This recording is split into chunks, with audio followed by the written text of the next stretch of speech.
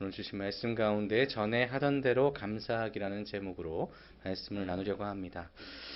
우리가 익히 알고 있는 다니엘이 어떤 사람이라고 우리가 기억할까요? 근데 이렇게 물어보면은 이 사람이 뭐였지?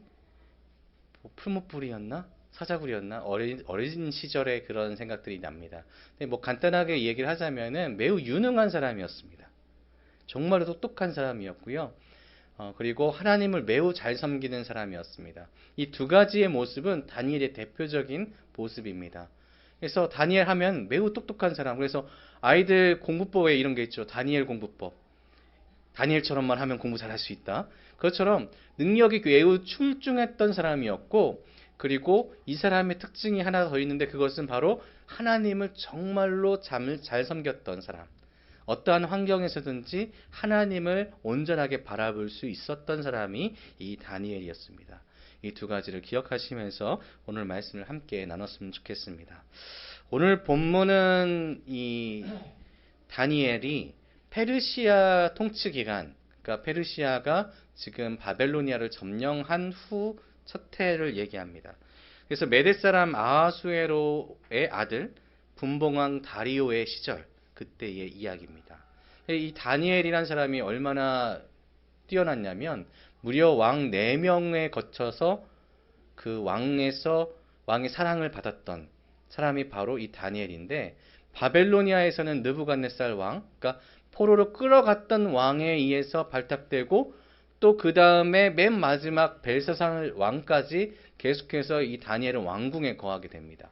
그리고 페르시아로 변경된 이후에는 이 분봉왕이었던 다리오 왕에 의해서 다시금 총리로 발탁되고요. 그리고 마지막 고레스 왕 3년 차까지 페르시아에서 총리로 제일 선두에 서서 정치적인 역량을 발휘했던 사람이 이 다니엘이라는 사람입니다. 근데 이 기간을 추정해 보면은 한 70년 정도 된다고 얘기해요. 그러니까 점점 올라가는 것도 힘든데 이 사람은 뽑혀서 왕의 총애를 받으면서 왕 곁에 있는 시간이 무려 70년을 보낼 수 있었던 아주 유능한 사람이었다는 거죠. 여러 명의 4명 이상의 왕을 섬겼음에도 불구하고 대표적으로 이 왕들이 보였을지라도 이 사이에는 여러 왕들이 있었습니다. 그래서 끊임없이 이 다니엘은 무너지지 않았다는 거죠. 그런데 이 다니엘이 진짜로 섬긴 왕이 있습니다. 그것이 누구냐? 바로 하나님이시라는 거죠. 그래서 아까 말씀드렸던 두 가지가 우리가 계속해서 기억해야 된다는 것입니다. 다니엘이 능력이 있어서 하나님 앞에 세워짐을 받고, 그리고 그 하나님으로 인하여서 왕들에게 나아가고 그 왕들에 의해서 다시금 올라갔다는 겁니다. 그러니까 중심에는요 하나님이 계셨다는 겁니다. 이것이 오늘 말씀에서 가장 중요한 부분입니다. 다시 성경으로 돌아가 보면, 말씀으로 보면 우리 1절에 봤을 때에 어떠한 사건이 일어납니다. 그것은 이 분봉왕 다리오가 어떤 사람이냐? 이 사람은 페르시아인이 아니라 페르시아에서 이 바벨로니아 지방을 다스리라고 세운 분봉왕입니다. 그래서 이 점령한 바벨로니아 지역에 이 다리오 왕이 세워진 원년에 첫 해에 이 사람이 어떻게 하면 이 넓은 지역을 잘 다스릴 수 있을까 해서 고민을 하다가 세운 것이 120명의 지역 고관들을 쫙 뿌립니다. 그리고 3명의 총관을 세워요. 그리고 이 3명의 총관이 120명의 고관들이 각 지역에서 보내오는 자료들을 정리해서 왕에게 피해가 입히지 않도록, 왕에게 더욱더 손해가 되지 않고 오히려 좋은 것들로 바뀔 수 있게 조정을 해서 올리게끔 합니다. 근데 이 문제는 무엇이냐면 총리가 3명이라는 겁니다. 총리가 3명이 동등한 위치에서 서로 경쟁을 하다 보니까 서로 정치적인 싸움들이 계속해서 일어나고 민감한 일들이 일어나게 되는 거죠. 근데 아까 맨 처음에 우리가 뭐라고 말씀드렸죠? 다니엘 어떤 사람? 매우 능력이 뛰어난 사람. 그것도 정말로 뛰어난 사람이었습니다.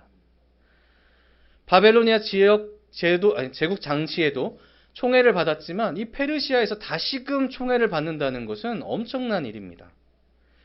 당연히 그 전에 다스렸던 이들은 다 쳐내거나 아니면 그 권력을 빼앗게 되어 있는데 이 다니엘에게는 그러지 않았다는 겁니다.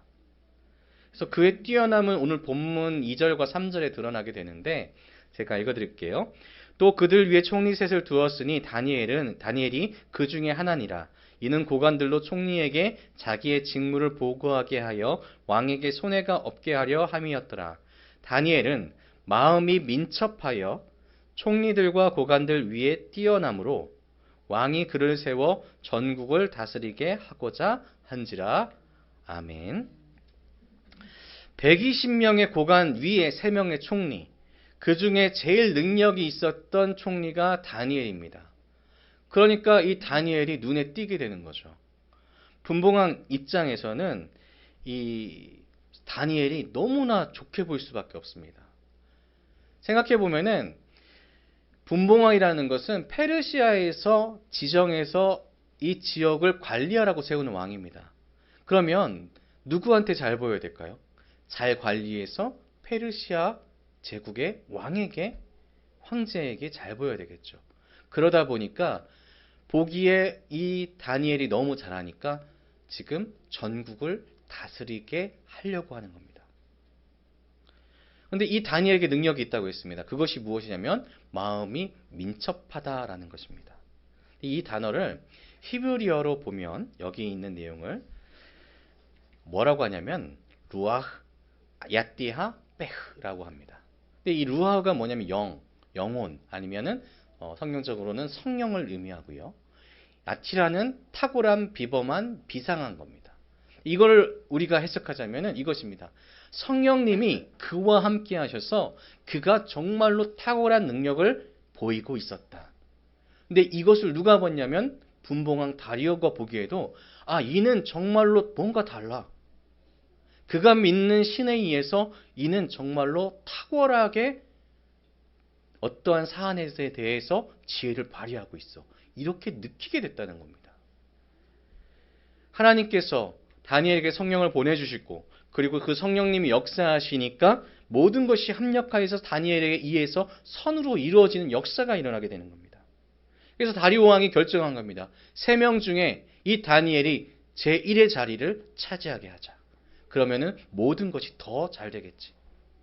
근데 문제는 우리가 나머지 2명의 총리의 입장에서 보면 정치적으로 나는 여태까지 분봉왕 하나만 있으면 되는데 머리 위에 지금 다니엘이라는 사람, 그것도 패배한 나라의 총리였던 사람이 다시금 자기 머리 위로 올라가는 겁니다. 그러니까 얼마나 짜증이 났겠어요. 얼마나 시샘하는 마음이 들었겠습니까? 왜냐하면 나만 그냥 낮아지는 것이 아니라 나를 포함한 나의 정치 세력 전체가 피해를 입게 되는 상황이 되는 것입니다. 그래서 손해가 너무 크니까 지금 이들이 어떻게 할까요? 당연히 다니엘을 끌어내리고자 권모술수를 행하게 되는 겁니다. 물론 정권이 안정되어 있었으면 왕이 딱 다니엘이 이제 제1의 총리다라고 얘기했으면 아무 문제가 없습니다. 그러나 말씀드린 대로 아직 안정이 되지 않은 점령 초기에 있었던 일입니다.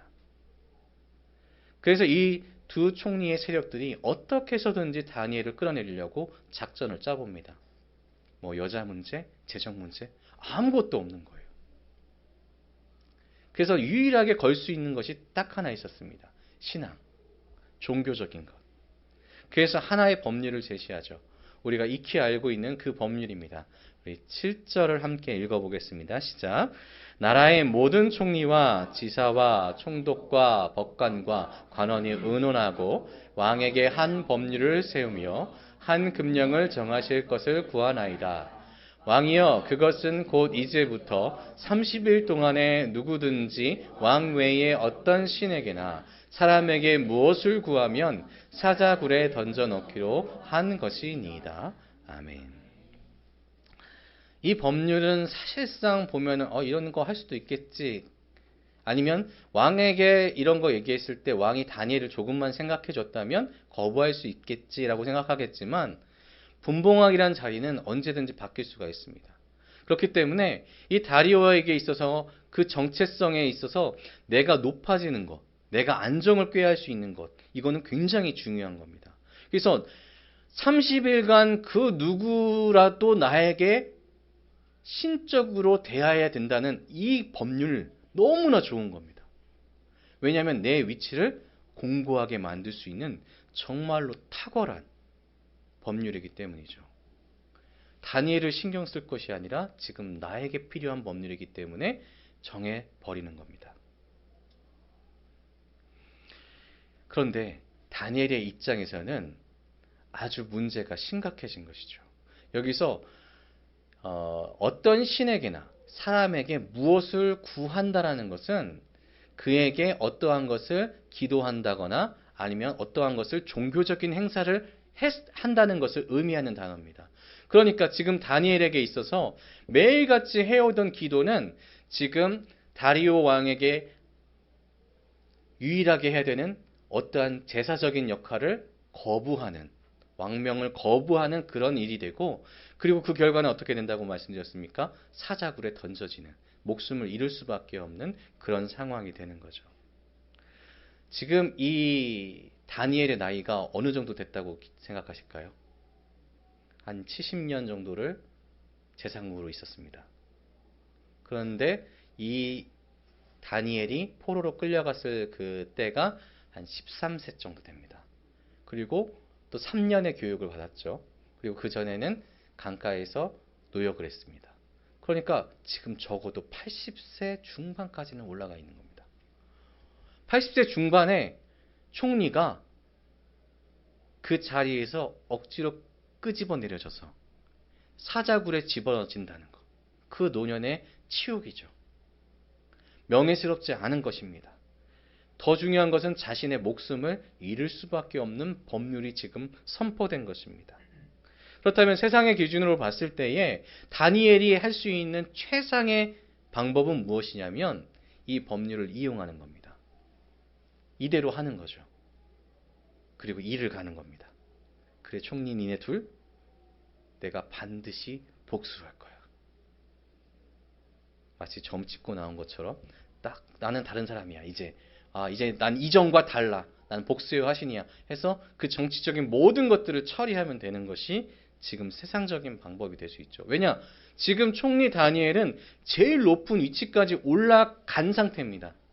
그러니까 얼마든지 그렇게 다 나머지 두 총리들을 정치적으로 압박을 가할 수 있는 상황이 될 수 있죠. 만약에 여러분이라면 어떻게 하실 거예요?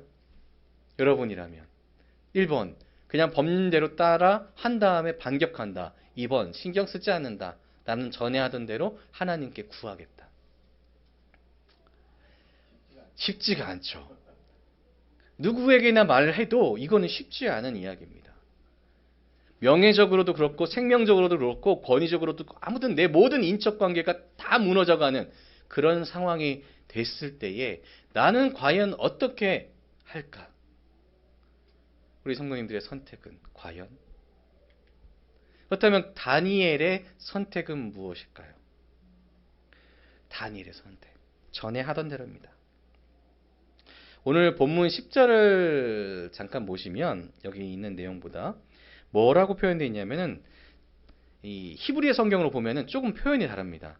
뭐라고 처음에 다니엘은 알고 있었다가 가장 먼저 나옵니다. 히브리 원어 성경에서는. 무슨 얘기냐면 다니엘은 지금 이 나머지 두 명의 총리가 자신을 적대하는 것, 그리고 그 총리가 계략을 짜고 있는 것, 그리고 왕에게 그 칙령을 하라고 꼬시고 있는 것, 그리고 결국에 내게 그 여파가 올 것이라는 것을 하나하나 다 알고 있었다. 이것입니다. 가장 능력이 좋은 총리, 가장 권력에 있는 이에게 모든 정보는 들어올 수밖에 없기 때문에 다니엘은 모든 상황을 알고 있었습니다. 그러나 그는 묵묵하게 그것을 지켜보기만 했다는 것이죠. 이런 마음을 가지고 집에 돌아온 다니엘은 전에 하던 대로 윗방에 올라가서 예루살렘을 향한 창문을 엽니다. 그는 각오했습니다. 칙령이 선포된 이후 그 첫 번째 날 자기 집에 가서 창문을 엽니다. 그리고 하루 3번 무릎을 꿇고 기도를 합니다. 하루 3번씩 기도하는데 하나님께 감사 기도를 하는 것입니다. 결코 흔들리지 않았습니다. 정말 그 마음이 찹찹했겠죠. 자신을 시샘하는 자들에 의해서 내 처지가 지금 이렇게 된 것에 대한 안타까움은 있었을 것입니다. 답답했을 것입니다. 하지만 그는 여전히 하나님을 섬겼고 단 30일 중에서 단 하루도 빼놓지 않고 그 하나님께 경배하는, 타협하지 않는 다니엘의 모습을 오늘 봤다는 것입니다. 어떻게 해요? 전에 하던 대로. 누구에게 했습니까? 바로 그의 하나님께 했습니다. 다니엘이 이 믿음을 포기하지 않을 수 없었던 그의 하나님은 과연 어떠한 분이시길래 다니엘은 이렇게 포기하지 않았을까요? 그 하나님과 여러분의 하나님은 다를까요? 아닙니다. 같습니다. 그 하나님은 어떠한 분이실까요? 그분을 배신할 수 없었고 그리고 자신의 생명까지도 내어드릴 수 있는 하나님이었을까요? 다니엘은 아까 말씀드린 대로 약 13세에 바벨론에게 포로로 끌려가게 됩니다. 그런데 왕족 중 하나였던 그가 지금 끌려갔을 때 제일 먼저 끌려간 장소가 어디냐면 강가입니다. 왜냐하면 강가에는 경작지가 많았거든요. 경작지에서 포로들을 먼저 육체적으로 고통을 줍니다. 노동을 하게 시키는 거죠. 그리고 나이가 어린 아이들을 불러다가 왕궁에서 공부를 시킵니다. 그리고 바벨론의 그 문화정책의 특징 중에 하나가 무엇이냐면 일제시대 때 우리가 창씨개명이나 아니면 여러 가지 한국말을 쓰지 못하게 했던 것을 기억해 보시면 바벨로니아는 이와 같은 동일한 그런 제도를 펼칩니다. 다 이름을 바꿔버리죠. 그리고 바벨론의 문화가 더욱더 뛰어나다는 것을 알려주고 계속해서 바벨론식의 행사들을 거행합니다. 그럼 얼마나 많은 사람들이 바벨론의 문화 가운데 그래 이제 패망한 유다 따위는 생각할 필요가 없어. 나는 이제부터 바벨론에 묻혀서 살 거야. 이 13세에 다니엘이 조금씩 성장해가는 이 청소년 시기에 많은 이들이 뒤돌아서는 것을 보았을 것입니다. 자신도 이렇게 해야 되나 고민했을 것이죠. 근데 다니엘이 최종적으로 선택한 것은 나는 그래도 끝까지 하나님 선택해 볼 거야. 이것이었습니다. 이것이 드러나는 다니엘의 첫 번째 결단이 드러나는 장소가 어디였냐면 왕궁에서 교육받을 때 다른 모든 친구들은 바벨론에서 주는 귀한 고기들을 열심히 먹었습니다. 근데 다니엘과 세 친구가 어떻게 했죠? 먹지 않았습니다. 왜냐하면 그 고기들은 제사에 사용되었던 고기였기 때문입니다. 이것을 먹는다는 것은 더 이상 나는 하나님만을 섬기지 않고 이 바벨론의 신에게까지 경배하겠어. 이런 의미였기 때문에 다니엘은 결단코 나는 하나님과 그들 양립하여서 세울 수가 없습니다. 나의 유일한 신은 하나님입니다. 하고 결단하고 나갔을 때에 그가 풀무불 가운데서도 머리털 하나 상하지 않고 나왔던 것을 다니엘은 평생을 두고 기억할 수 있었을 겁니다. 그래서 이 다니엘의 평생의 신앙은 자라면서 나가는 신앙은 다니엘과 세 친구의 신앙은 나에게 있어서 오직 하나님 한 분만이 나의 유일한 신이다. 이것이었습니다. 하나님만이 우선이었기 때문에 내게 능력이 생긴 것이고 내 모든 잘난 것, 내가 모든 누리는 이 풍요 그리고 내가 누릴 수 있는 이 칭찬들은 하나님으로부터 오는 것이다. 지금 내가 나를 지배하고 있는 왕들한테서 오는 것이 아니라 내 주인이신 하나님으로부터 오는 것이기에 이 다니엘이 했던 세 번의 기도는 감사 기도가 될 수밖에 없었던 겁니다. 그래서 이 다니엘에게 있어서 하나님은 그가 바벨론에 있든지 유다에 있든지 페르시아에 있든지 하나님만이 유일하신 신이었고 내 삶을 주관하시는 하나님이시며 또 내 모든 것을 허락하시는 주관자이시다라는 것입니다. 그래서 다니엘의 기도로 감사로 표현한 것, 다니엘의 정체성입니다. 내가 누구인가? 내가 누구인가? 나는 하나님의 사람이다. 내 하나님은 누구신가? 살아계신 하나님이시다. 온 세상을 주관하시는 통치자이시다. 비록 바벨론이라는 나라가 남유다를 지배하는 것 같이 보여서 그들의 신이 정말로 뛰어나 보이지만 아니다. 그것이 아니라 세상을 통치하시는 이는 하나님 한 분이시다라는 자신의 정체성을 가진 감사의 기도라는 것입니다. 그래서 다니엘이 전에 하던 대로 기도를 할 수 있다는 거죠. 하루에 3번의 의미는 아침, 점심, 저녁, 이 의미는 모든 하루의 모든 시간을 의미하는 것이고, 이가 날마다 했다는 것은 내 모든 평생은 하나님께 맡겨져 있다는 것을 고백하는 이 사람의 신앙 고백이었던 것입니다. 그래서 오늘 말씀은 여러분에게 이것을 말씀하고 있습니다. 무엇이냐면, 여러분 감사하며 살아가고 있습니까? 다니엘이 오늘 여러분에게 물어보고 있는 거죠. 여러분은 감사하는 삶을 살아가고 계십니까? 그럼 우리가 보통 이 질문을 받으면은 고민을 합니다. 왜 고민을 할까요? 내가 지금 감사한 일이 대체 뭐지? 그래서 자녀로 인해서, 사업으로 인해서, 승진으로 인해서, 아니면 무언가 좋은 선물을 받아서 오늘 남편이 나에게 좋은 선물을 해줬나? 고민을 하면서 내 감사의 총량들을 열심히 계산하게 됩니다. 그런데 뭔가가 나를 침투하는 것이 생기는데, 그것은 무엇이냐면, 그러면 내 삶에 있어서 불편한 것은 무엇이지? 감사한 것을 물어봤는데 우리는 감사의 기도 제목만 생각하는 것이 아니라 내게 부족한 것이 과연 무엇일까라고 자꾸 동시에 생각하게 된다는 것입니다. 그래서 플러스 마이너스 플러스 마이너스 플러스 마이너스.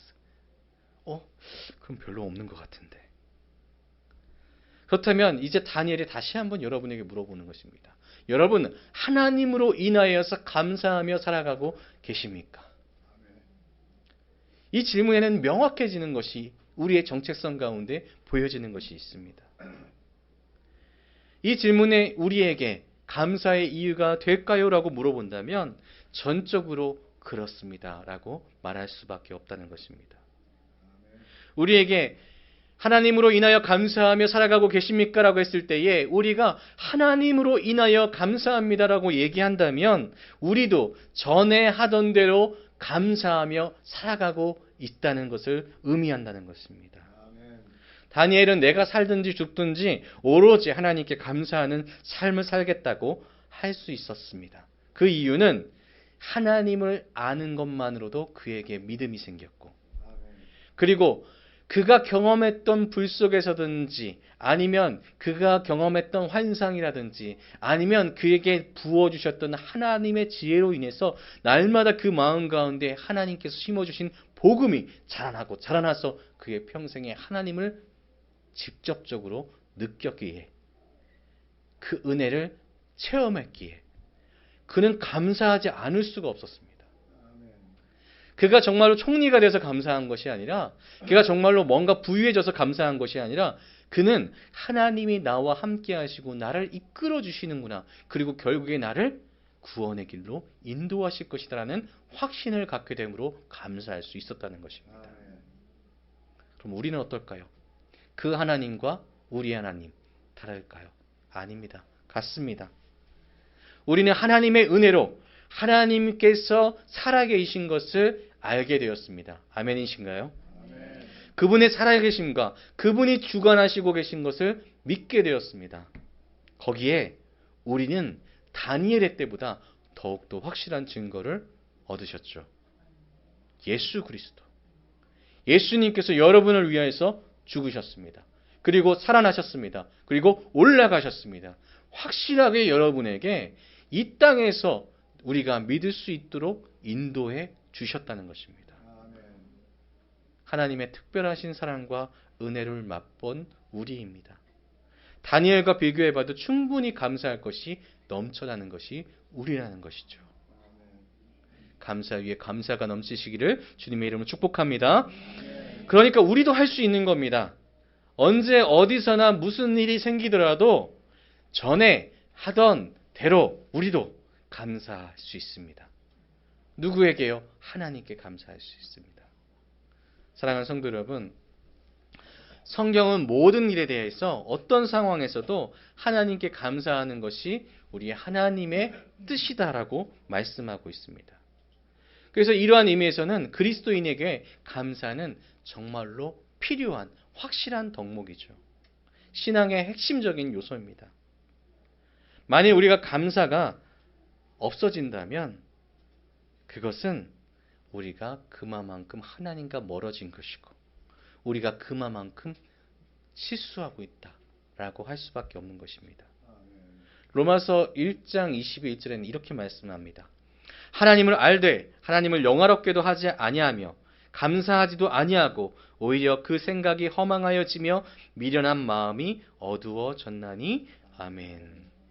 우리가 하나님을 안다고 할 때에 하나님께 감사하지 않는다는 것은 우리의 생각이 허망하여지고 미련한 마음으로 인해서 우리의 삶이 어두워졌다는 것을 의미한다는 것입니다. 감사가 있는 삶이야말로 가치가 있는 것이고 감사가 있는 신앙생활이야말로 진정으로 밝은 삶이라는 것을 우리에게 알려주고 있습니다. 사랑하는 성도 여러분, 다니엘이 그랬던 것처럼 다니엘이 할 수 있었던 것처럼 우리도 할 수 있습니다. 전에 하던 대로 감사하며 살아간 사람 누구입니까? 그리스도인인 나입니다. 사랑하는 성도 여러분, 한번 제가 여쭤볼게요. 그러면 그리스도인인 바로 나입니다라고 고백하시면 됩니다. 전에 하던 대로 하나님께 감사하며 살아가실 사람 누구십니까? 그리스도인 바로 나입니다. 여러분의 모든 평생이 하나님께 감사하는 삶으로 충만하게 채워주시기를 주님의 이름으로 축복합니다. 기도하겠습니다.